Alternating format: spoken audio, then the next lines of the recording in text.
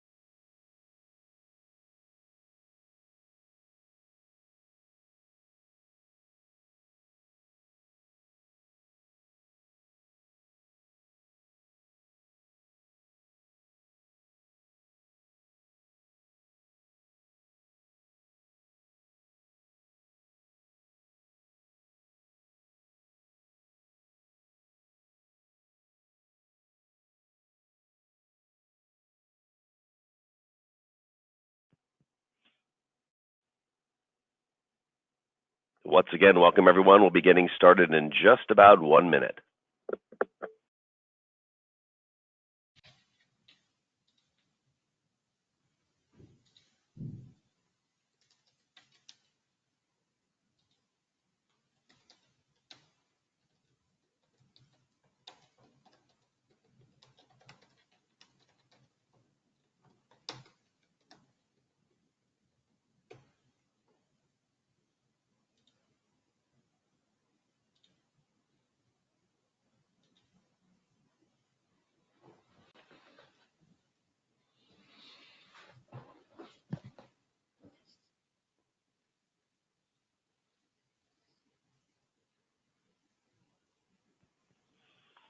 Welcome everyone to today's webcast, Revealing the Dark Web, how to leverage technologies to alert and block dark web access.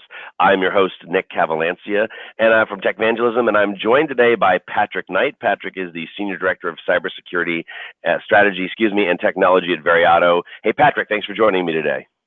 Thanks for having me, Nick. Excited to be here. Yeah, it should be good. We're going to have a good discussion today. In the quest to stop insider threats, we have to have a grasp on all the ways that an insider can behave. That's really what it kind of comes down to. And one of those behaviors involves the dark web. Now, while this sort of remote part of the internet, we're going to talk about that today as well, this remote part of the internet hosts some of the most illegal things possible, of course. It also becomes kind of a tool for an insider that they can leverage to do diligence and to carry out malicious acts. And so in today's webcast, Patrick and I are going to discuss just a couple of things here today. We're going to talk about the dark web, kind of do a sort of a 101, discuss what it's all about, what's in the dark web, is it illegal to go there, just try to kind of level set for most people that aren't familiar with it. Talk about employees in the dark web and why the two together are so important to be looking at, and then talk about ways you can detect and block dark web activity. Now, today's webcast is a little bit of a different format than normal. It's not death by PowerPoint. As a matter of fact, a lot of this is just going to be Patrick and I having a discussion. We do have a number of slides. It's very visually kind of oriented, but at the same time, if you don't see slides quickly advancing, that's okay. I want you to sit back and enjoy the webcast. If you've got questions, make sure you stick those into the Q&A box. We'll be happy to see if we can try to insert some of those into today's conversation. And if not, we'll definitely get to them at the end of the webcast today. So the first place that I want to start here is just talking about sort of the dark web itself and getting on the dark web. If you're not familiar with it, in essence, it involves you utilizing either a very specific browser called a Tor browser, that stands for the onion router. Very odd name, but that's what it's called. So a Tor browser. There are also browser extensions that exist in case you want to utilize, let's see, your Chrome browser as an example here. Also optionally, in a lot of cases, people are trying to go onto the dark web anonymously, and so in a lot of cases, sometimes VPNs get used as well. We'll touch on that a little bit more later on. But in general, that's really all that's needed to get on the dark web. We're going to talk about what it is in just a second here. Patrick, I mean, this seems relatively easy here. Maybe we should start with, is it illegal to get into the dark web? And at the same time, are you seeing people getting on other ways other than just the simple outline that I put up here? Man, all great questions. All right, let's unpack this a little bit. First off, when I put my product manager hat on, I have to say that the Tor browser is a brilliant product packaging. No, they solve a problem and make it easy and make it a one-click solution. So getting on the Onion router network, the Tor network, requires what's called a Tor proxy. You can use that same Tor proxy on any platform to proxy any browser through it.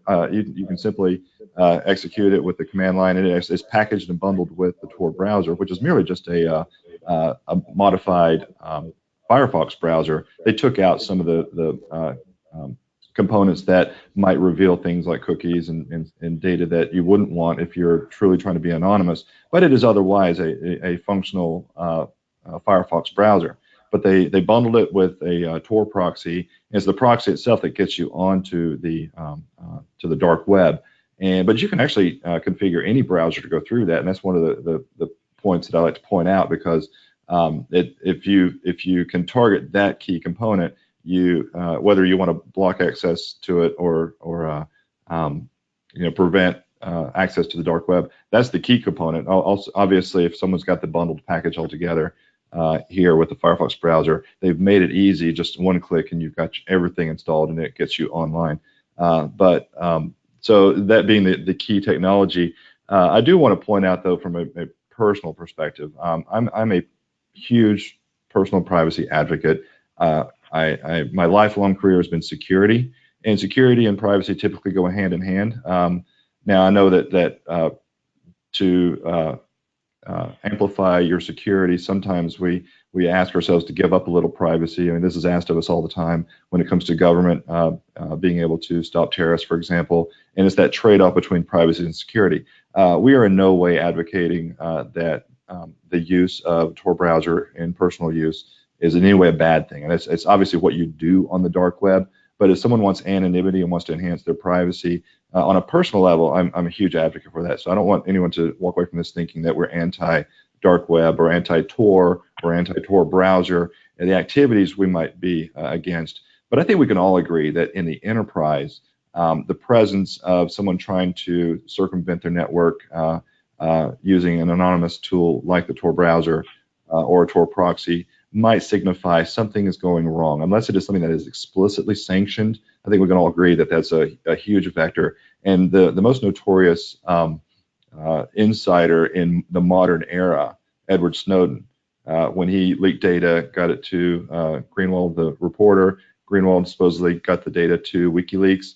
Tor browser and the dark web were used as part of that exfiltration. So whatever you think about that as a political statement, it was part of it, and one of the most massive breaches in modern history by an insider. So just keep that in mind. You know, when you're coming from the vantage point of the enterprise, this could constitute a huge vulnerability or a potential risk for data exfiltrating in a way that would circumvent your firewall rules and other packet filtering rules that might be in place. All great points. That's good stuff. So let's talk a little bit about what is the dark web. And for those of you that don't know, we're just going to kind of level set. I'm assuming most of you do, but let's just allow me a couple minutes here to talk about this. Only 4% of the internet, for the most part, is sort of crawled at this point. That's the estimate these days. And so you see at the top, you see Bing and Google and so on sort of being the tip of the iceberg. And what that's supposed to represent is all of the sites that those particular search engines, or not just those, but most search engines are able to see. But then beneath the surface is what's called the deep web. And the deep web can literally be your company has, let's say, a server that has a port exposed to the internet and can provide, let's say, web services for the sake of argument, or maybe file transfer service or something. It's not cached on Google. You can't go search for it anywhere, but it does exist. And in that same way, you take that and multiply it times the millions of companies that exist and millions of organizations, millions of entities that exist, and that becomes the deep web. There's lots of data that is accessible. It's just not searchable. And then you go a little deeper than that and you get to where the dark web is. Now, the dark web isn't another internet. It's on the same web. It's on the same internet. It's much like just having, I remember years ago, I mean, this is probably rolling the clock back almost 20 years ago, there was a company that wanted to start up their own top-level domain names. And so they came up with a domain name of .law, which now I think actually exists. But back then, 20 years ago, it didn't. And they just said, well, basically just add these DNS entries in so that you check our DNS servers as well. And then you can go to this other set of domains that aren't currently supported as a standard. And it's sort of the same thing, this idea of every website on the dark web is .onion. And so that's one of the factors here, that just simply is a part of the internet that isn't searched by the search engines.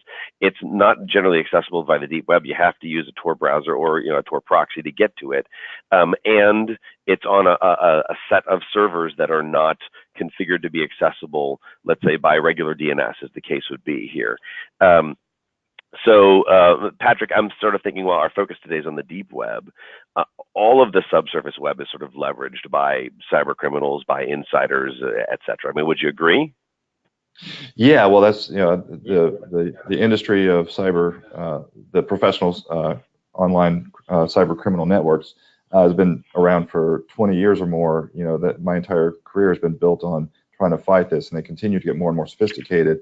And with the prevalence of the dark web and the growth there, it's been a natural progression that so much has moved there. Not just in the realm of hosting illicit content and illicit materials, which you can see here in this graphic, and we're going to get into just a little bit in a moment, but also building it into malware, for example, which is one very common use of this in criminal organizations these days. Ransomware and other malware has started. We've started to see versions of malware that are Tor capable. They might have their own Tor proxy built into them, and the command and control for them is probably routed over the Tor network in the onion space, if you will. So it's sort of intuitive. I remember years ago when I first dabbled into the dark web. It wasn't really called the dark web quite then. But we all referred to it as the onion Tor. The onion router network and so forth, but it was so slow because of the layers of encryption and because so few relays were out there. It was very, very slow if you really wanted to go anywhere and do anything. But that's really changed. It's certainly not fast compared to the surface web, to follow this diagram, but it's catching up, and that's because more and more relays have been popped up globally to facilitate the multiple layers of routing and the anonymization layers that the dark web provides. But so as the quality of the bandwidth improves, if you will, then it's only natural. Then you would see more and more use of it for good and bad. And again, I do want to highlight the good. I mean, one other point I wanted to make is that getting onto the Tor network doesn't just get you access to onion sites, which anything ending in .onion is the high-level domain that routes once you have a Tor proxy available. But you can actually tunnel through it and then exit it on the other end somewhere if you're just going back to a surface web location. So it becomes its own anonymizing network, and you could be sitting in your home office or wherever in your hotel room and enter in one state and exit from somewhere on the other side of the world or next door. It's just that random, and it routes all over the place, but it masks your identity. So for those people who are really privacy conscious, it does allow that as well.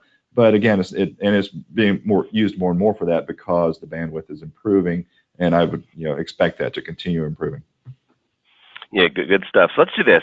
There's about 5 or 6 slides here. That some of the graphics you and I had discussed before the webcast that I think are near and dear to your heart, just kind of providing some overview of the kinds of content and what the kinds of detail that's available on the dark web. So why don't I let you cover those, and then when we get back, I'll take the other end of this and start talking a little bit about employees and interacting with the dark web. Can we do that, Patrick?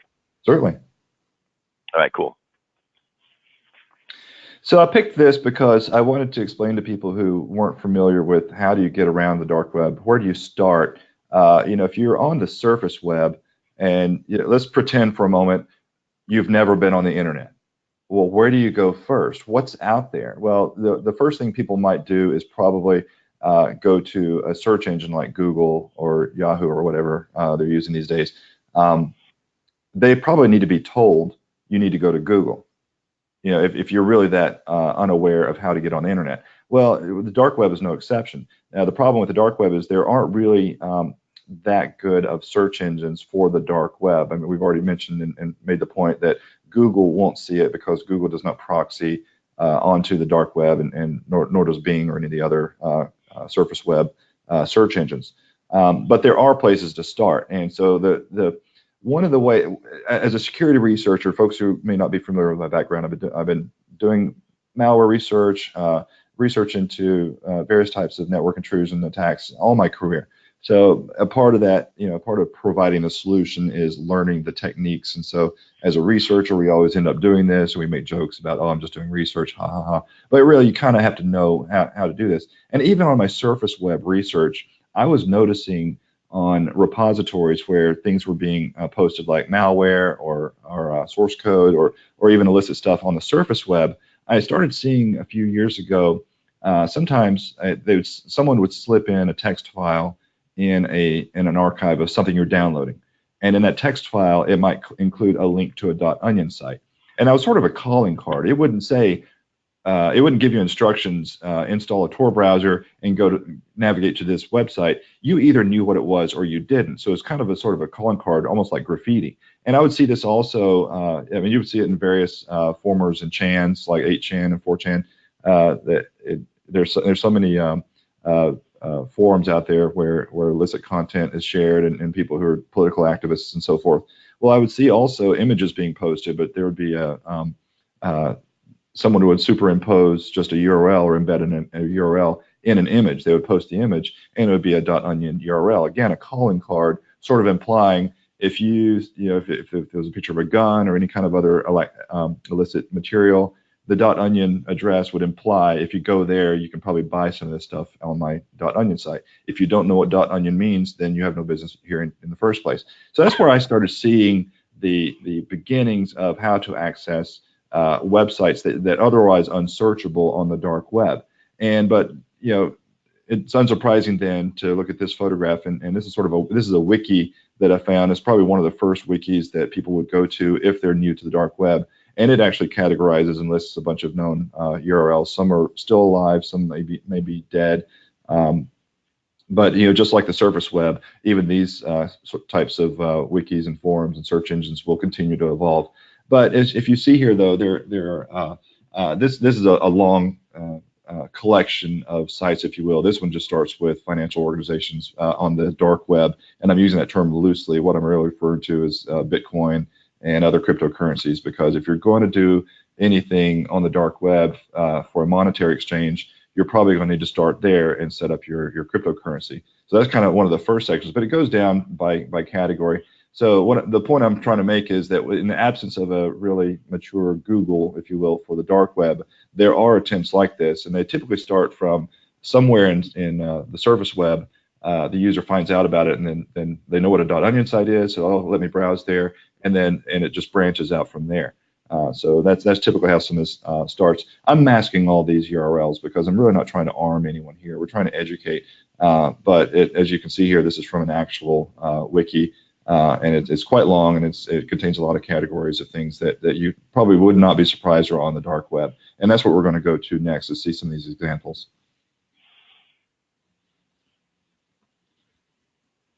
So if you need a fake ID, there are plenty of sites on the dark web that claim to offer fake IDs. I cannot vouch for any of these. Are you going to obviously get ripped off? Is it snake oil? I don't know, but I have heard and read plenty of articles where this is legitimate stuff often. I mean, it looks cheap, but that's because they don't need a fancy web designer in some cases to sell something. It's the product that speaks for itself. And you can see that there are prices in Bitcoin here that you can purchase these. So I just found this interesting. You want to skip country or operate under a false identity, get your fake ID here, and I find it a little amusing. I see the Alabama driver's license there. I'm from Alabama, so I found that kind of amusing when I saw this.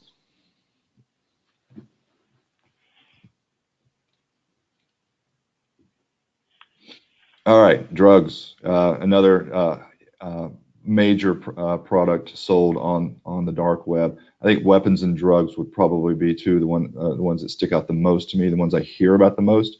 There are probably better statistics to really break it down on what types of materials are most prominently sold and exchanged on the dark web. But I think drugs and weapons, I believe the next slide might be weapons. Yeah, so again, all sold in Bitcoin. I don't know how. I haven't tried to purchase one of these to understand how they're shipping them. My guess is they're not using the U.S. Postal Service. But again, articles I've read and research I've done online seems to indicate that if you're wondering if this is legit, as far as if I really did try to make this purchase, will I actually get a weapon? The stories that I read are yes, you can. Again, I don't know how they deliver them. I'm not that deep into it. I'm more just trying to look at what we do from the technology level to alert on this in the context of insider threat programs. I don't need I don't need an Uzi myself, but it's sort of staggering to me to see this, and I think it's probably more prevalent than some of us like to believe. Hacker for hire. So when I think about the dark web in context of insider threat risks, the fact that an employee might go to the dark web and hire someone for sometimes very modest fees. I mean, they're not asking a whole lot, because the criminals behind some of these services on the dark web, they're offering services, and they've been in this business long enough that they can package stuff. It's cheap for them to deliver. You want to DDoS against your company or your competitor, it's actually relatively inexpensive to purchase these types of attacks. Or you can actually have a targeted attack if there's a competitor, or even if you have something out for your own employer.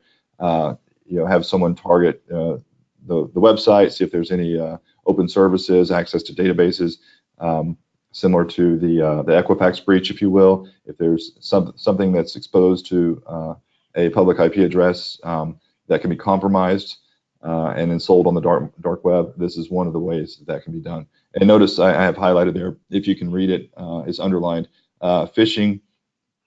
So targeting a company with phishing emails to then maybe deliver malware, DDoS, hacking accounts, hacking businesses. This is real. I mean, again, I haven't validated this particular one, but it's very commonly documented that this is what you can purchase on the dark web.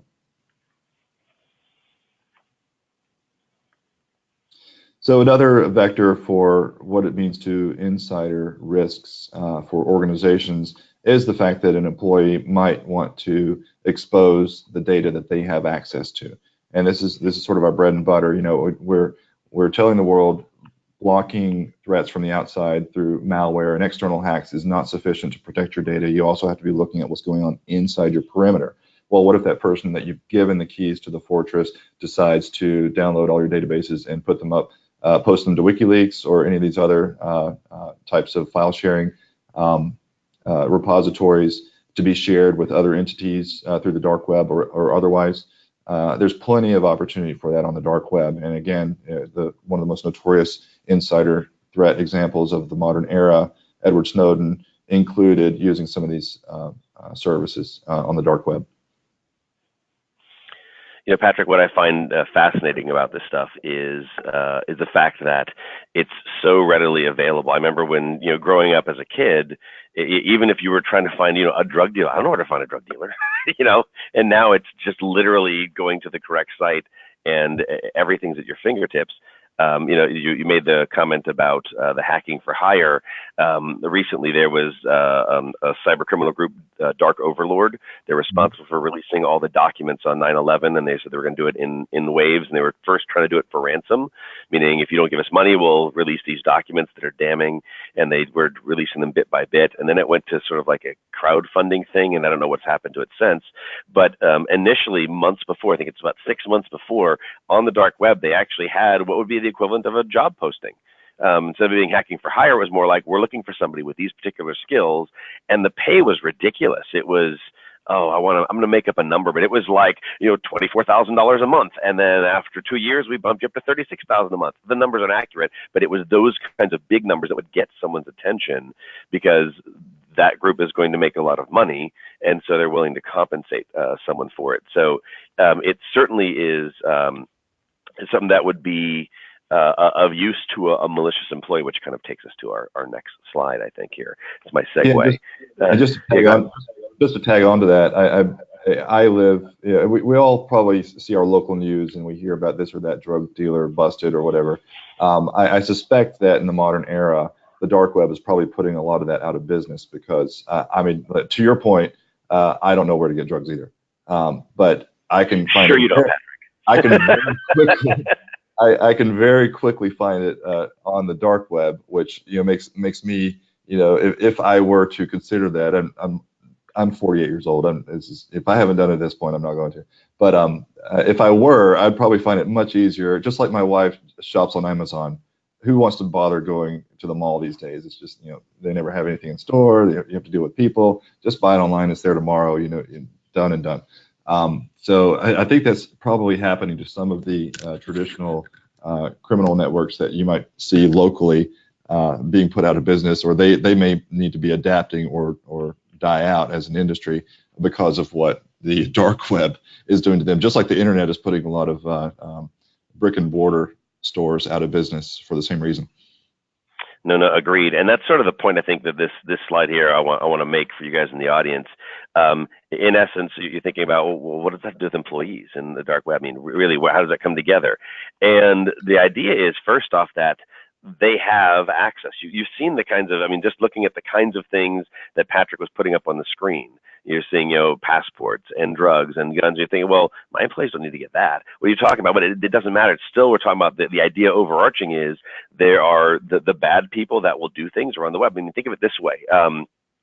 If you roll the clock back, let's say 10, 15 years ago, and you were still in an environment where there was systems in place, lots of customer data, credit card information, things like that, you decided you wanted to try and see if you could monetize that and sell it to somebody, which I think is actually my first, I do have that's my first bullet there. That's one of the ways you can use it, is they want to monetize.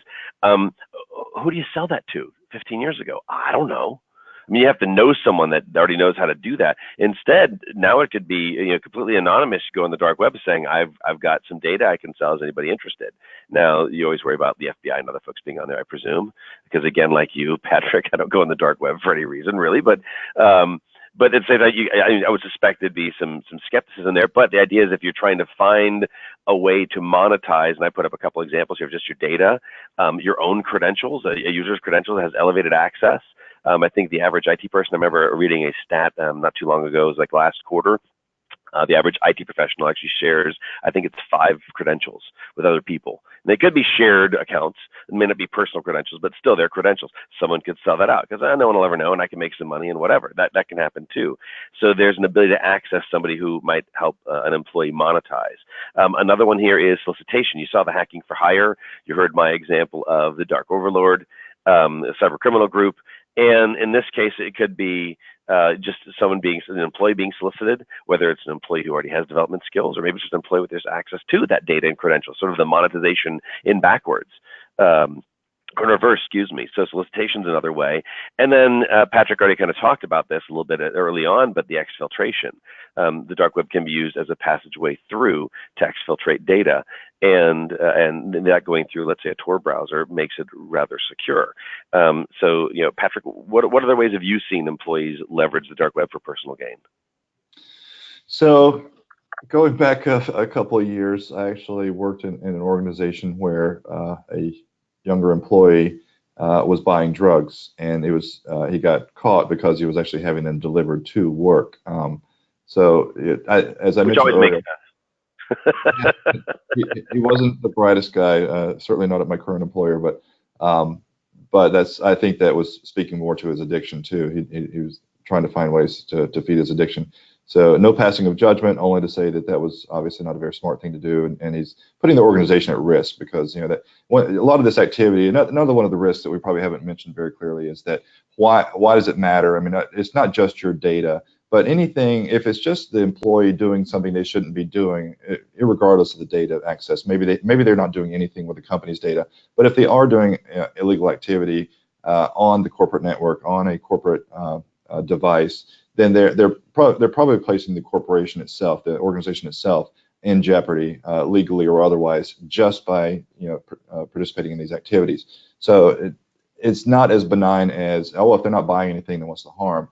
Well, they could be jeopardizing the organization in other ways. Again, I'm a huge advocate for this in personal life, not of course the illicit activities, but using it for anonymization. I imagine if I lived in an oppressed region of the world, something like this would be an invaluable tool for me just to be able to communicate with the rest of the world.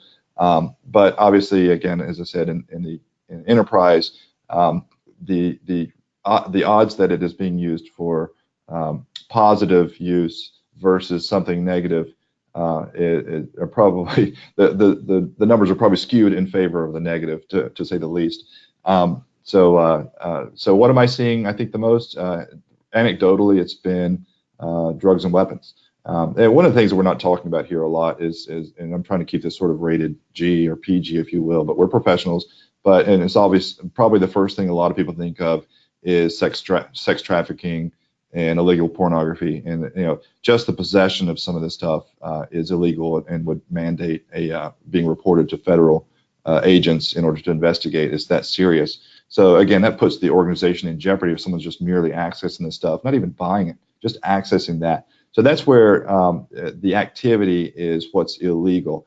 The legality of accessing the dark web, it may differ from legal jurisdiction to jurisdiction. In most areas of the world that I've heard of, I haven't heard any, except in the most oppressed of regimes, would simply going on the dark web itself constitute an illegal action. But it really does say a lot about what you're doing on the dark web, and that's where a lot of the activity becomes the legal issue. So if I'm just going on to use it for anonymous purposes, that in most jurisdictions would not constitute an illegal act.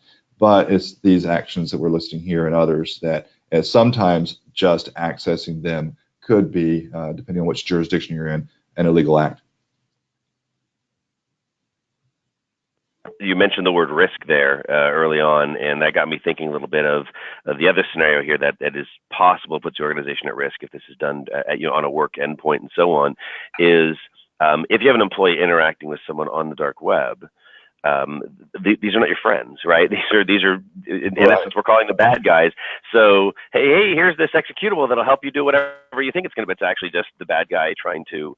I remember there was one I just saw recently where somebody was trying to get a job application. It looked legitimate, not dark web related, but just to kind of give you an example. And it was a legitimate job posting on LinkedIn, went through a couple of interviews, and they were asked to fill out an application. It was a PDF generator application. What it actually was a piece of malware that was used to compromise the credentials and gain access to the network. So, while people seem to be your friends, you're talking about putting an employee into a network of people. It's a den of thieves, right? And there's no honor among thieves. So there's another sort of risk that kind of comes into play there. Right. I saw, this is sort of tangential to this, but it fits in sort of maybe with a monetization or exfiltration aspect to this. The Equifax breach, now granted that was not a dark web action. There was a publicly facing surface web exploit of a vulnerable server where someone accessed it and downloaded all the data of 143 to 147 million, mostly Americans. But researchers like myself have been, that was a year and a half ago, 17 months ago or so. Yep. For 17 months or so, researchers like myself have been scouring all the kind of forums where data like that is bought and sold on the dark web.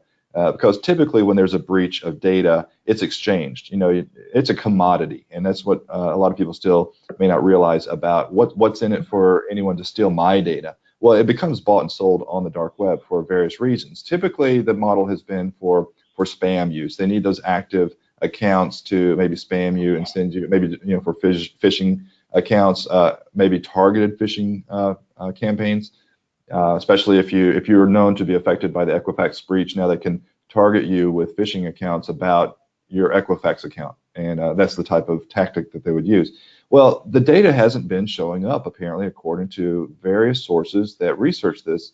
And so the current theory, and I'm not saying I advocate this, but I just found it interesting, is that, well, if it's not popped up being bought and sold as a commodity on the dark web, then the next thought is that maybe the hack originated from possibly a nation state, and that that information might be then used by the nation state to target people, possibly with weak credit, as possible spy.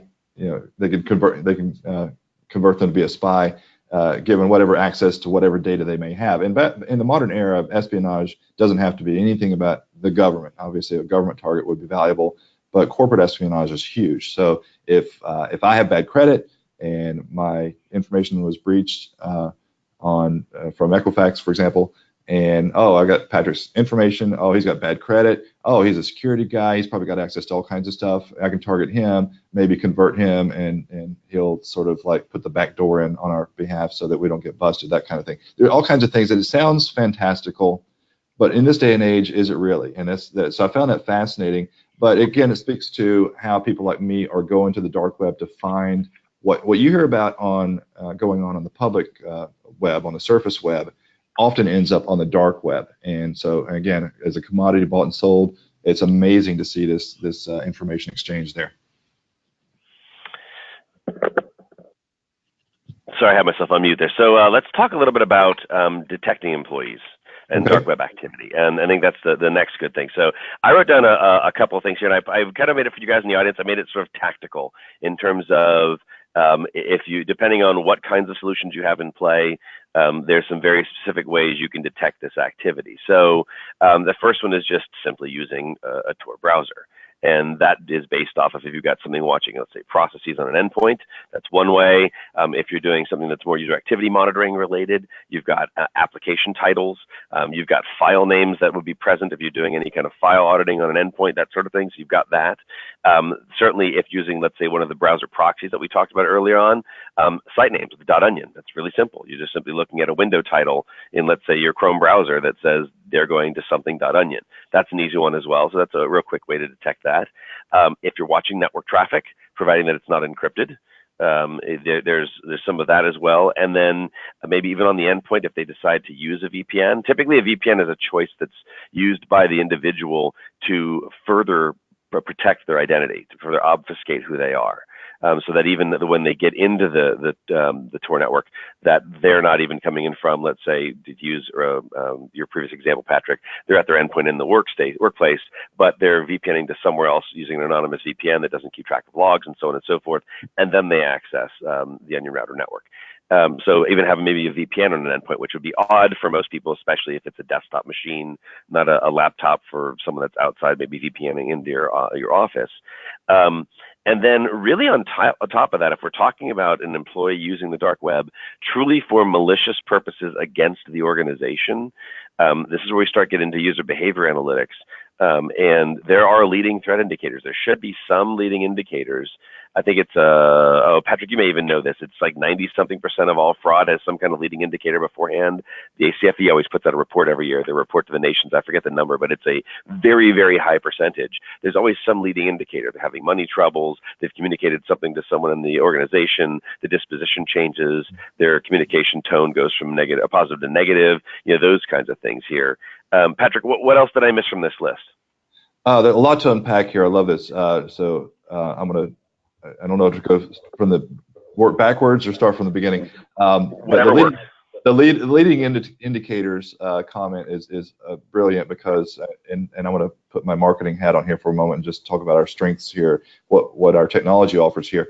Anyone who may lead up to the point where they commit an action that might be illegal, such as doing some of the activities we've discussed today over the dark web, and doing it on their work system, which is obviously what we're focusing on here. That doesn't start overnight. Often people, if this is something that you have to be familiar with it to just go in and do it, there are going to be tons of leading indicators just because things are going to be changing. He or she is going to start by trying to figure out, well, where do I start? I'm going to start by Googling how to enter on the dark web, for example, or whatever, and what's on the dark web. And you're going to start from the surface web. And so those leading indicators are probably going to be lighting up all the lights on the screen as far as there's something going on here that we might want to take a closer look at. And you said it yourself, those leading indicators may also come externally, but due to personal issues, financial, relational changes and so forth. But then those translate then into those actions that I just described. So there's going to be, depending on how your organization is structured, if you have the ability to be aware of those issues that may be affecting an employee at a personal level. For example, if they've gone through divorce, or if they've had to apply for bankruptcy or whatever, or if they're severely in debt, a lot of that information may be available to a lot of companies. So there's that external leading indicator. But just leading up to this type of activity, there's going to be a lot of telltale signs too.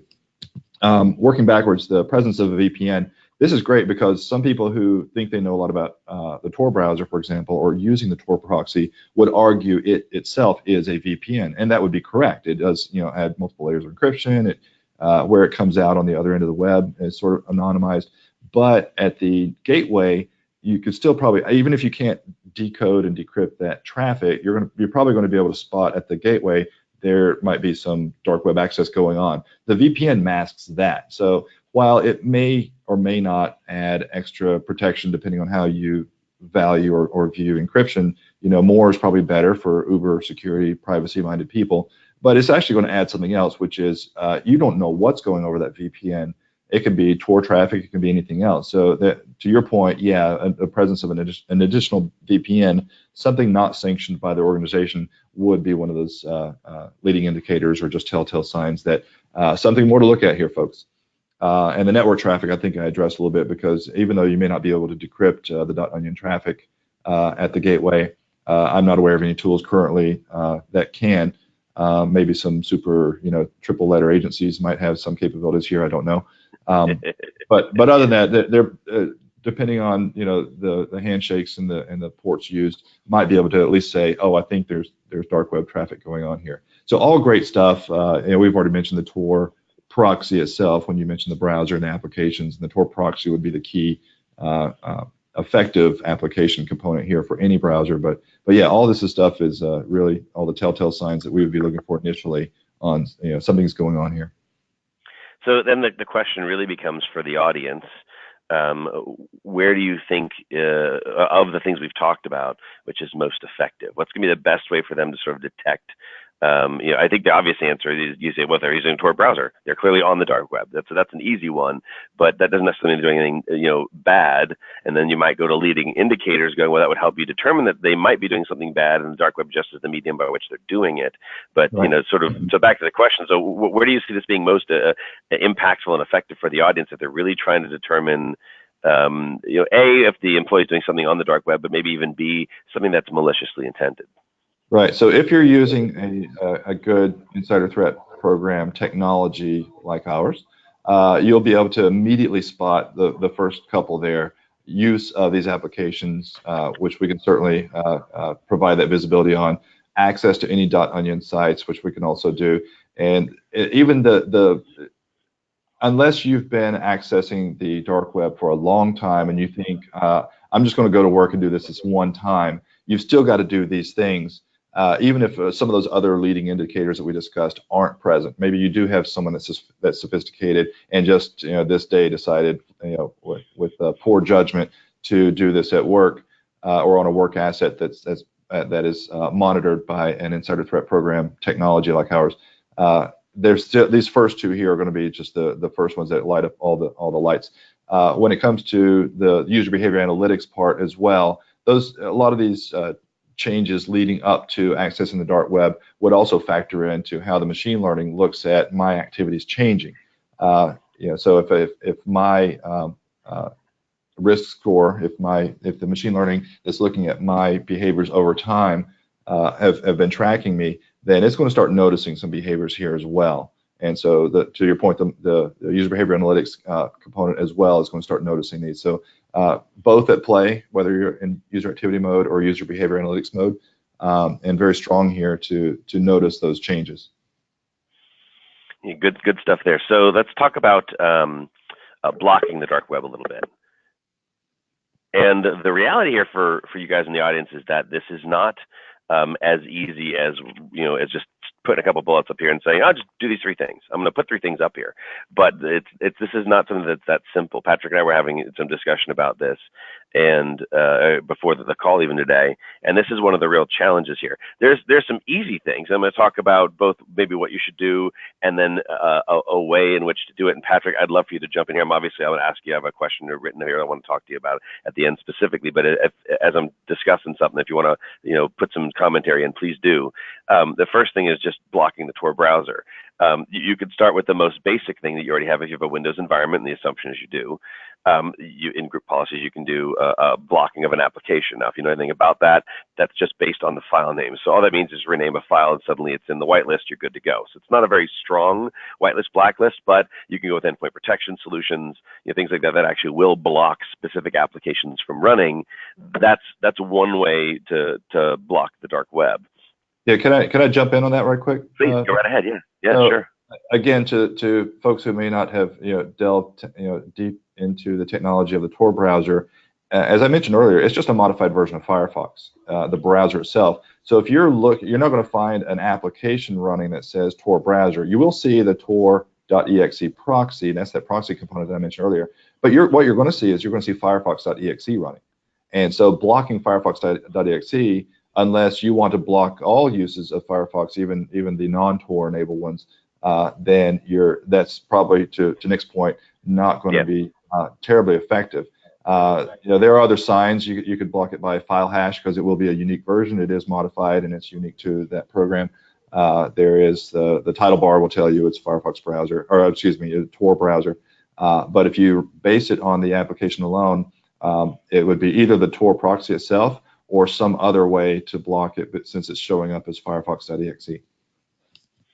Great points there. So the second one here is traffic to .onion sites. This is where it gets a little tough, particularly because the traffic is encrypted. In theory, maybe if you have SSL proxies in place and you're only allowing encrypted traffic with firewall rules to go through your SSL proxy.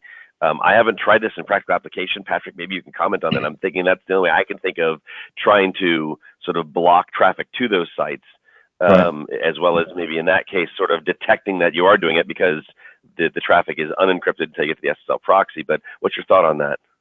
So the Tor proxy is a local proxy on the endpoint.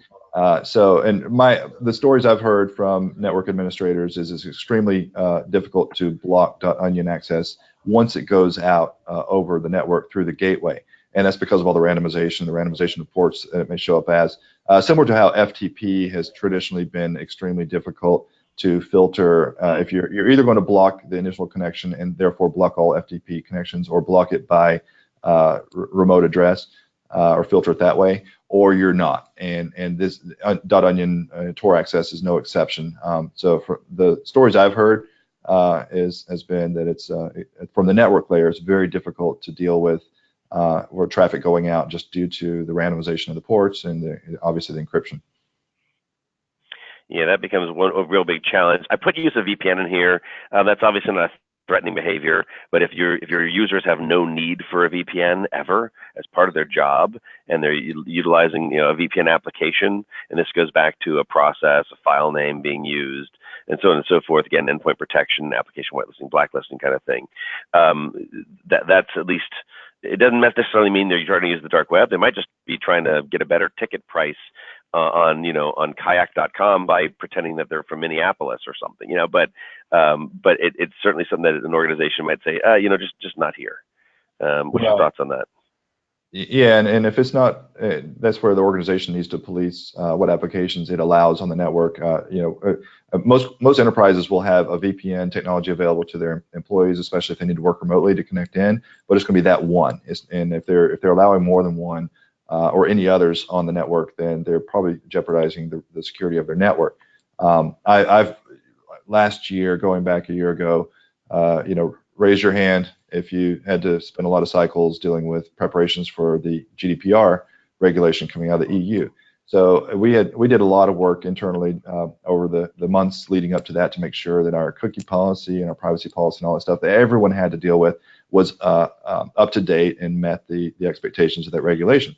Well, to test it, we tested our website. I actually use the Tor browser, and you can configure it specifically, again, if you know how to go into the configuration file, to target what region of the world you want to come out as. So I needed to come out as coming from the EU in order to see test our website and make sure that our notifications and everything made sense and when coming from that vector, because it was an EU regulation that we were trying to be compliant with.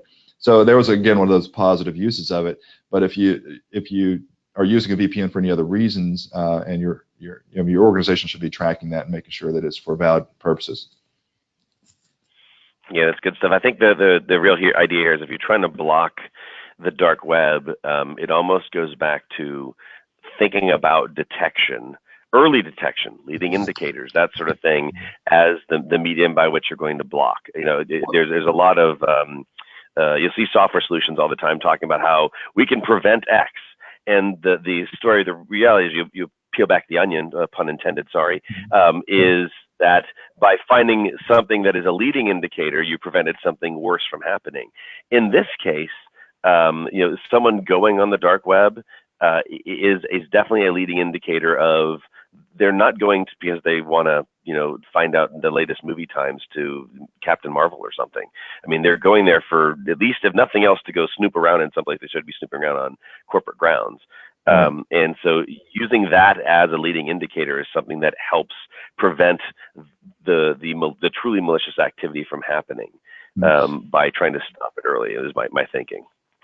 Not just that. So if there's probably one point I would like people to walk away with from this webinar is, if you're concerned about this, if you're not monitoring this on the endpoint, then you are really not going to be able to have a lot of strengths in blocking this and detecting it. Because if you're not on the endpoint, you're missing all the contextual information of those leading indicators that we talked about. You're missing the actual physical access through use of those tools that we talked about, or the access of the specific URLs that we talked about. All that's on the endpoint. If you are trying to solve this problem at the network layer or at the gateway, you've lost the battle in most cases. I've not heard of a successful strategy in enterprises being able to block this if they're going to do it in anywhere else other than the endpoint. So again, if I can toot my horn just a little bit, that's where the strength of this is going to be. And if you have an insider threat program and it's not on your endpoints, there's probably this and a lot more that you're missing if you're not there. Cool. So let's do this. We got a couple minutes left. We'll take a couple of questions if they come in. Let me go ahead and sum this up, and I know there's a slide that you want to cover, Patrick, real quick, and then we'll do Q&A. So basically, here for you guys in the audience, this is a legitimate threat still. The dark web is something that is an enabler in many ways, whether it's from the beginning where it's being solicited, or it's a way that enables them on the back end to monetize some aspect of your data, or anything in between. As we've, I think, fairly tried to present, the detection is probably a lot easier than the blocking, and that's just a reality based on the fact that you're using very specific tools that are a little tough to block, given that it's Firefox. But the detection is certainly achievable. The blocking is also achievable, but obviously there are repercussions. You have to block all of Firefox, as an example. But it requires some effort, some process, some policy on your end, but it certainly is achievable. So Patrick, why don't you cover your slide here, and then I'll handle our Q&A. Well, actually, do you mind going back to that one moment? Sure. I did want to add one more thing here. So we talked about the leading indicators and leading up to if an employee is going to use these tools. One other thing you could add to this list is if they're going to the Tor project website where the tool is hosted itself as a download, if they're installing that, the access to that also can be blocked to just prevent that. Obviously, it won't stop every channel, so you bring it in on a flash stick, which is yet again another vector that we can look at. So there are additional steps here that can be taken if you really want a holistic approach to blocking employees from bringing these tools in, from using them. Leading indicators aside, there are multiple channels, and again, at the endpoint, many of these can be addressed and with the proper insider threat program technology. Yeah, good stuff here. So just a quick pitch about Cerebral. So for our customers who have been around for a while and new customers, we have historically had a user behavior analytics technology called Recon and a user activity monitoring product called 360. And the Recon is the machine learning component to how we do user behavior analytics. We have now merged these technologies into one. We're calling it Cerebral, something that does the thinking for you. It has AI in it.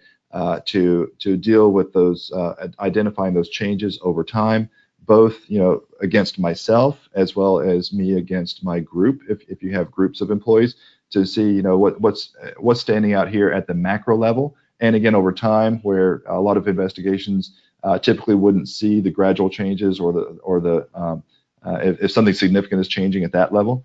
So we have the machine learning capability as well as the fully integrated user activity monitoring all in one. So we're very proud to talk about this in the context of how do you deal with the dark web threat for the enterprise. So there's sort of a quick pitch. I think we have salespeople and marketing people who are way better at that than me. I love digging down deep into the technology and the threats. And so between us, though, we're trying to solve this problem for enterprises, and I'm very excited about this. Good stuff. So let's do this. Before we get to questions, we do have our giveaway today, and the giveaway winner is Alexander Pantis. So Alexander, you are our winner today. Someone from Veriato Marketing will be reaching out to you and get you your prize. A couple of questions that have come up. Alvin makes a really good comment, something that we just overlooked entirely, and we should have definitely covered it because it's so simple. It's right there in front of us.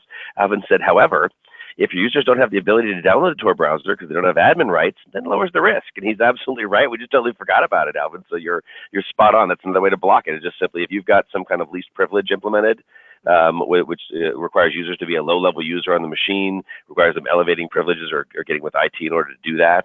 That's certainly one way, just by eliminating the ability to get the browser on the endpoint in the first place. Right. Now, hardening the system in that regard is actually, we advocate very strongly, because if you're allowing the employee to install anything on their system, then that's a vector for tons and tons of risks, not just for the dark web, but valid statement. Sadly, we don't see a lot of organizations that implement that. They should. We see it probably more in government and financial organizations, and we hope to see that trend continue. But very valid point, and yeah, that just speaks to the fact that there are multiple ways to deal with this. Understanding the risk is what we're trying to talk about today, so that those ways and others can be looked at, whatever fits your organization best. Yeah, I'm gonna put two questions together because at least my answer is a little combined, I think. Duncan's asking about do we promote the use of Windows folder redirection GPOs so that you can monitor file activities by malicious insiders. So someone is applying someone's external, and you at least get a chance to do some auditing of that. And then Stephen is asking, if I can get my mouse to work properly. There we go. Stephen's asking, does the use of the cloud services make it harder, easier, or no different for detecting and preventing employee access to the dark web? I think this comes back to something, Patrick, that you said. While I don't work for Veriato and I don't pitch product, I do agree with something that Patrick stated earlier, which is endpoint-based detection.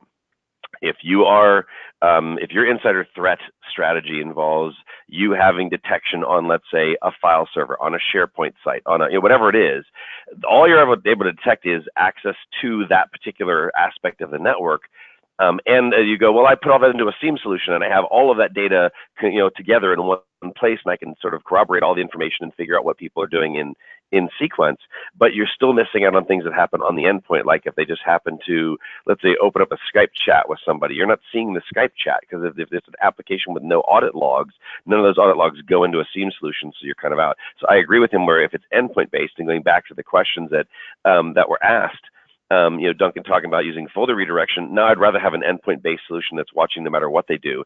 That way, I'm not forcing users to do the folder redirection a certain way, which of course has its ups and downsides to it, because of you're having to copy data back and forth and so on. So that can inhibit some productivity issues and cause users to go do sort of shadow IT type things like, well, forget that. I'm just going to go ahead and use another folder set of folders in another place on my hard drive that sync up the OneDrive. Now they've just totally worked around your environment.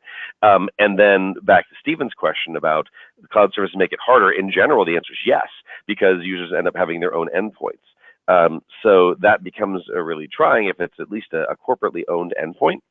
Then you have, again, some kind of endpoint-based detection on there.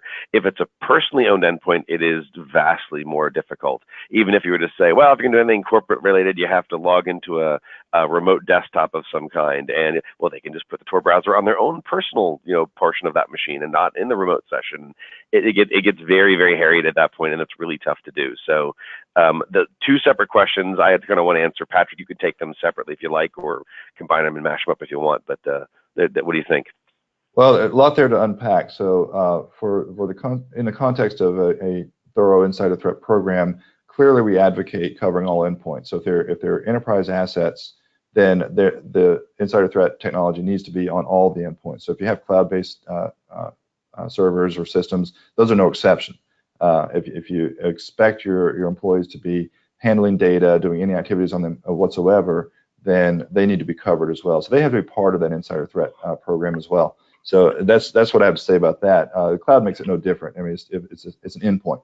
So from our perspective, it's a monitor endpoint that can feed into the server that would indicate any activity that's going on there. I'm sorry, I'm trying to go back. That was a lot to unpack. I don't want to miss something. Sorry. I would say, by the way, going back to the whole point about being on the endpoint and leading indicators, again, one of our strengths is also to be able to go back in time. If today all of a sudden I downloaded Tor Browser because the system wasn't locked down to prevent it, of course, what led up to that? And that's, again, one of our strengths is our ability to, because we're recording stuff, that's not when the clock starts ticking. You can actually go back in time and see, well, what was he doing before that? Maybe it didn't stand out because he was, not really showing evidence that he was going bankrupt or having financial problems or going through marital problems in his personal life. But other things might have, and that's where the investigative activity portion of our program with the user activity monitoring really comes into play. So when you're in user behavior analytics mode, if you get that trigger that something has changed, you can switch over back in user activity mode, and all the data is still there, and you can actually go back in time and say, all right, what are we looking at here? Is there an email or some activity that's going to give us some better insight into why Patrick decided to go down this route today? If it's a surprise, if those other leading indicators weren't already there. No, perfect. So it looks like we're well past the top of the hour, we're like 2 after right now. So if we didn't get your question, somebody from Veriato will definitely reach out to you and make sure that you get your question answered. Patrick, thanks for a great conversation today. I enjoyed it. Thank you, Nick. Yeah, good stuff. You guys, hope it was educational for you today, and we'll catch you on the next webcast.